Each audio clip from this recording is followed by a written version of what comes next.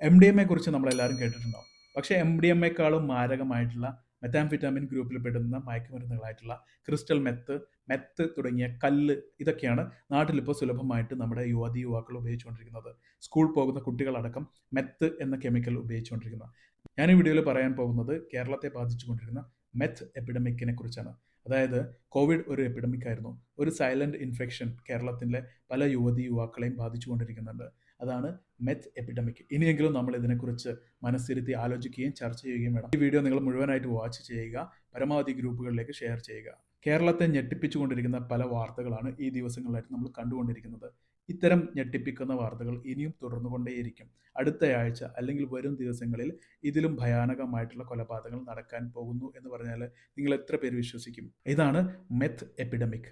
മെത്താംഫിറ്റമിൻ്റെ ഒരു silent epidemic നമ്മുടെ യുവതി യുവാക്കളുടെ ഇടയിൽ നടന്നുകൊണ്ടിരിക്കുന്നുണ്ട്. MDMA, LSD, കൊക്കൈൻ തുടങ്ങിയവയൊക്കെ സമ്പന്നർ ഉപയോഗിക്കുന്ന മയക്കുമരുന്നുകളാണ്. പക്ഷേ ഇന്ന് നമ്മുടെ നാട്ടിലെ ചെറുപ്പക്കാരുടെ ഇടയിൽ ഇത്തരം മയക്കുമരുന്നുകൾ വളരെ വ്യാപകമായിട്ട് സുലഭമായിട്ട് കിട്ടാൻ തുടങ്ങിയിരിക്കുന്നു. ഇതെങ്ങനെയാണ് സംഭവിക്കുന്നത്? ഇത് ഒരു എപ്പിഡമിക് ആണ്. മെത്ത് എപ്പിഡമിക് എന്ന് പറയും. ഇത് മെത്താംഫിറ്റാമിൻ ആണ്. സൈലന്റ് ആയിട്ടുള്ള ഒരു എപ്പിഡമിക് ആണ്, ഒരു ഇൻഫെക്ഷൻ ആണ്. നമ്മുടെ നാട്ടിൽ ഒരുപാട് അമ്മമാരുടെ, ഉമ്മമാരുടെ, പെങ്ങന്മാരുടെ, കല്യാണം കഴിച്ച് പോയ പെങ്ങന്മാർ, അവരുടെ ഹസ്ബൻഡ്സ് ഇത് ഉപയോഗിക്കുന്നത് കാരണം കുടുംബം തകർന്നവർ, ജോലി നഷ്ടപ്പെട്ടവർ, ഡിവോഴ്സ് ആയവർ, മക്കൾ വഴിതെറ്റിയ മാതാപിതാക്കൾ, അവരുടെയൊക്കെ മുന്നിൽ നിന്നാണ് ഞാൻ ഈ വിഷയത്തെക്കുറിച്ച് സംസാരിക്കുന്നത്. MDMA പോലെയുള്ള ക്രിസ്റ്റൽ മെത്ത് തുടങ്ങിയ കെമിക്കൽസിൻ്റെ കോപ്പി ആയിട്ടുള്ള ചാത്തൻ ഐറ്റംസ് എന്ന് പറയാം. ഇത്തരം കെമിക്കൽസ് അതിൻ്റെ കൂടെ പലതും മിക്സ് ചെയ്ത് വീണ്ടും ഡൈല്യൂട്ടാക്കി വീണ്ടും മായങ്ങൾ ചേർത്ത് വളരെ കുറഞ്ഞ വിലയിൽ 100 രൂപ തൊട്ട് വിൽക്കുന്ന ആളുകൾ നമ്മുടെ നാട്ടിലുണ്ട്. ഇത്തരം മയക്കുമരുന്നുകളാണ് നമ്മുടെ കുട്ടികളും യുവതി യുവാക്കളൊക്കെ ഉപയോഗിച്ചു കൊണ്ടിരിക്കുന്നത്. ഇതിൻ്റെ സൈഡ് ഇഫക്റ്റ് വളരെ ഭയാനകമാണ്. അതാണ് നമ്മൾ ഇന്ന് കണ്ടുകൊണ്ടിരിക്കുന്നത്. നമ്മുടെ രക്ഷിതാക്കൾ, പോലീസ് ഉദ്യോഗസ്ഥരൊക്കെ മനസ്സിലാക്കേണ്ട ഒരു കാര്യമാണ്, MDMA അല്ല നമ്മുടെ നാട്ടിൽ ഉപയോഗിച്ചു കൊണ്ടിരിക്കുന്നത്. പകരം മെത്ത്, ക്രിസ്റ്റൽ, കല്ല്, ചില്ല് എന്നൊക്കെ പറയുന്ന മറ്റു മാരകമായിട്ടുള്ള മയക്കുമരുന്നുകളാണ്. ഇത് ഉപയോഗിക്കുന്ന സമയത്ത് നമ്മുടെ ശരീരത്തിലേക്ക് ഇത്തരം രാസപദാർത്ഥങ്ങൾ എത്തുന്നതിന് ശേഷം നമ്മുടെ ശരീരത്തിലെ പലതരത്തിലുള്ള ഹോർമോൺസുകൾ അമിതമായിട്ട് ഉൽപ്പാദിപ്പിക്കപ്പെടും.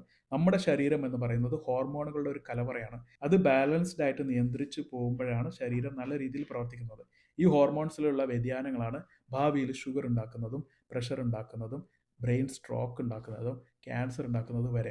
അതുകൊണ്ട് MDMA ആവട്ടെ, ക്രിസ്റ്റൽ മെത്ത് ആവട്ടെ, ഉപയോഗിക്കുന്ന സമയത്ത് ഹോർമോണുകൾ ധാരാളം ഉൽപ്പാദിപ്പിക്കപ്പെടുകയും ഉപയോഗിക്കുന്ന ആൾ വളരെ നല്ല രീതിയിൽ, വളരെ ഹാപ്പി ആയിട്ട്, വളരെ സ്നേഹത്തോടെ പെരുമാറുന്നതായിട്ടൊക്കെ കാണാം. അതുകൊണ്ട് ഇതിനെ ലവ് ഡ്രഗ് എന്നൊക്കെ വിളിക്കുന്നുണ്ട്. ഈ ഒരു അവസ്ഥ കുറച്ച് മണിക്കൂറുകൾ അല്ലെങ്കിൽ 1-2 ദിവസങ്ങൾ മാത്രമാണ് നീണ്ടു നിൽക്കുക. ഇത്തരം ഡ്രഗ്സ് ഉപയോഗിക്കുന്ന ആൾക്കാർക്ക് ആഴ്ചയിൽ 1-2 തവണ മാത്രമേ ഉപയോഗിക്കാൻ പറ്റുകയുള്ളൂ. അത്തരത്തിലാണ് ഇതിൻ്റെ ഒരു അഡിക്ഷൻ എന്ന് പറയുന്നത്. മദ്യപിക്കുന്നത് പോലെ എല്ലാ ദിവസവും ഉപയോഗിക്കാൻ കഴിയുകയില്ല. അതാണ് ഇതിൻ്റെ ഒരു പ്രത്യേകത. ഈ 2-3 ദിവസത്തിന് ശേഷം ഇവർക്ക് എനർജി ഇല്ലാത്തൊരവസ്ഥയാണ് വരിക. അതുകൊണ്ട് തന്നെ കണ്ടിന്യൂസ് ആയിട്ട് കിടന്നുറങ്ങുന്നതായിട്ട് കാണാം, ജോലിയിൽ ആബ്സെൻ്റ് ആയിട്ട് ഇരിക്കുന്നത് കാണാം, വളരെ ഡള്ളായിട്ട് ഇരിക്കുന്നതായിട്ടൊക്കെ കാണാൻ പറ്റും. ഇങ്ങനെയാണ് നമുക്ക് ഒരാൾ ഇത്തരം സബ്സ്റ്റൻസസ് ഉപയോഗിക്കുന്നുണ്ടോ എന്ന് മനസ്സിലാക്കാൻ സാധിക്കുന്നത്. 1 വർഷം 2 വർഷമൊക്കെ ഉപയോഗിക്കുന്ന ആൾക്കാർ ഇതിന് അഡിക്ഷനായിട്ട് മാറും. ഈ അഡിക്ഷനായിട്ട് മാറുന്ന സമയത്ത് എന്താണ് സംഭവിക്കുന്നത്? നമ്മുടെ ബ്രെയിനിനകത്തുള്ള ചില സർക്യൂട്ടുകളുണ്ട്, സ്ട്രക്ചറിന് തന്നെ മാറ്റം വരികയാണ് ചെയ്യുന്നത്. അഡിക്ഷൻ എന്ന് പറയുന്നത് ഒരു ന്യൂറോ സൈക്യാട്രിക് ഡിസോർഡർ ആയിട്ടാണ് നമുക്ക് മനസ്സിലാക്കേണ്ടത്. ഇതിന് അഡിക്റ്റ് ആയിട്ടുള്ള ആൾക്കാർ തീർച്ചയായിട്ടും ഒരു സൈക്യാട്രിസ്റ്റ് ഡോക്ടറുടെ കൺസൾട്ടേഷൻ എടുത്ത ശേഷം മാത്രമാണ് ഇതിൽ നിന്ന് മുക്തിയാവാൻ സാധിക്കുക. ഡ്രഗ് അബ്യൂസും ഡ്രഗ് അഡിക്ഷനും രണ്ടും വേറെയാണ്. ഒരാൾക്ക് ഇത്തരം സബ്സ്റ്റൻസസ്, ആൽക്കഹോൾ ആവട്ടെ, പുകവലി ആവട്ടെ, കൂളിപ്പ് ആവട്ടെ, ഡ്രഗ്സ് ആവട്ടെ, അതുപോലെ തന്നെ മൊബൈൽ ഗെയിമിംഗ്, ഇപ്പോഴുള്ള ഗാംബ്ലിങ്, ഇതെല്ലാം അഡിക്ഷൻസ് ഉണ്ടാക്കുന്നതാണ്. ഇത്തരം സംഗതികൾ അവർക്ക് സ്വമേധയാ കുറച്ച് ദിവസങ്ങൾക്ക് ശേഷം നിർത്താൻ പറ്റുന്നുണ്ടെങ്കിൽ അതൊരു അഡിക്ഷൻ അല്ല, അതൊരു അബ്യൂസാണ്. എന്നാൽ നിർത്താൻ പറ്റുന്നില്ല എങ്കിൽ അതൊരു അഡിക്ഷനാണ്. അഡിക്ഷൻ സ്റ്റേജിലാണെങ്കിൽ നമ്മളൊരു സൈക്യാട്രിക് ട്രീറ്റ്മെൻറ്റ് എടുക്കണം. അതിന് വേണ്ടിയിട്ടുള്ള മെഡിസിൻസ് ഉണ്ട്, അത് കഴിക്കണം. അല്ലാതെ സ്പിരിച്വൽ ആയിട്ടുള്ള അല്ലെങ്കിൽ കൗൺസിലിങ്ങിൻ്റെ ഒക്കെ ഒരു ലെവലിൽ ഇത് നിൽക്കുകയില്ല. അതുകൊണ്ട് തന്നെ ഇതെടുത്ത ശേഷം ക്യൂ എന്ന് പറയുന്നുണ്ട്. ക്യൂ എന്ന് പറഞ്ഞാൽ ഡി അഡിക്ഷൻ ട്രീറ്റ്മെൻറ്റ് കഴിഞ്ഞ ശേഷം വീണ്ടും ആളുകൾ ഇത് ഉപയോഗിക്കാൻ കാരണം അവരുടെ ബ്രെയിനിൽ വീണ്ടും ഒരു സബ് കോൺഷ്യസ് മൈൻഡിലേക്ക് പോയിക്കൊണ്ടിരിക്കും. ഇതിന് കാരണമാകുന്നത് ക്യൂ എന്ന് പറയും. ക്യൂ എന്നാൽ അവൻ്റെ സുഹൃത്തുക്കളാണ്. ഇത്തരം കെമിക്കൽസ് ഉപയോഗിക്കുന്ന അവരുടെ സുഹൃത്തുക്കൾ വീണ്ടും അവനെ നിർബന്ധിക്കുമ്പോൾ വീണ്ടും സബ് കോൺഷ്യസ് മൈൻഡിൽ ഇത്തരം സബ്സ്റ്റൻസ് ഉപയോഗിക്കാനുള്ള ഒരു ടെൻഡൻസി രൂപപ്പെടും. ഈ വീഡിയോയിലൂടെ ഞാൻ നൽകാൻ ഉദ്ദേശിക്കുന്ന ഏറ്റവും വലിയ സന്ദേശം എന്താണെന്ന് വെച്ചാൽ, ഡ്രഗ്സ് ഉപയോഗിക്കുന്നത് നിങ്ങൾ നിർത്തണം. ഇത് നിർത്താൻ ആഗ്രഹമുണ്ടെങ്കിൽ ഡ്രഗ്സ് ഉപയോഗിക്കുന്നു എന്ന് നമുക്ക് കൺഫേം ആയിട്ട് ടെസ്റ്റുകളിലൂടെ, പ്രത്യേകിച്ച് യൂറിൻ ടെസ്റ്റിലൂടെ മനസ്സിലാക്കാൻ സാധിക്കും. അതിനുശേഷം ആവശ്യമായിട്ടുള്ള കൗൺസിലിങ്ങും ഡോക്ടറുടെ നിർദ്ദേശപ്രകാരം ട്രീറ്റ്മെൻറ്റും കൊടുത്തു കഴിഞ്ഞാൽ ഇത്തരം ആൾക്കാരെ നമുക്ക് തിരിച്ച് ജീവിതത്തിലേക്ക് കൊണ്ടുവരാൻ പറ്റും.